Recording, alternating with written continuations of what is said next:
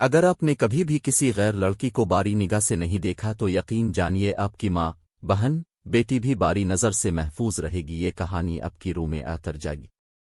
ایک شخص جو بہت زیادہ غریب تھا اور گھر کے حالات کچھ ایسے ہو گئے کہ گھر میں کھانے پینے کے لیے کچھ بھی نہیں تھا۔ ایک وقت کے لیے کھانا ہوتا تو دو وقت فاقے ہوتے تھے۔ دن بدن حالات بگڑتے گئے، گھر کے اندر بچے بھوک سے بیکننے لگے۔ گھر میں سب بڑی بیٹی تھی، اس سے چھوٹے بہن بھائیوں کی یہ تڑپ برداشت نہیں ہوتی تھی۔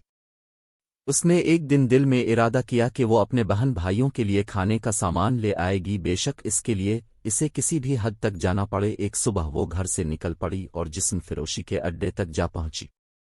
وہاں پہنچ کر وہ اپنی نمائش کرنے لگی کہ شاید کوئی اس کی طرف متوجہ ہو، مگر کسی بھی شخص نے اس کی طرف آنکھ اٹھا کر بھی نہیں دیکھا، یہاں تک کہ شام ہو گئی۔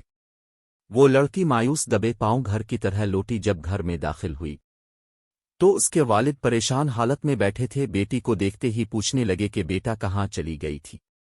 میں سارے محلے میں ڈھونڈتا رہا تمہیں۔ تب بیٹی نے ساری کہانی بیان کی کہ اس طرح سے مجبور ہو کر وہ غلط جگہ چلی گئی تھی، مگر کسی نے اسے آنکھ اٹھا کر بھی نہیں دیکھا۔ تب اس کے والد نے کہا، بیٹا تیرے والد نے زندگی بھر کبھی کسی غیر عورت کی طرف آنکھ الفاٹے کر نہیں دیکھا، تو پھر یہ کیسے ممکن ہے کہ کوئی تمہیں باری نظر سے دیکھے؟ اس کہانی سے یہ سبق ملتا ہے کہ اگر تم آج اپنی نظر کو محفوظ رکھو گے تو کل تمہارے اولاد محفوظ رہے گی۔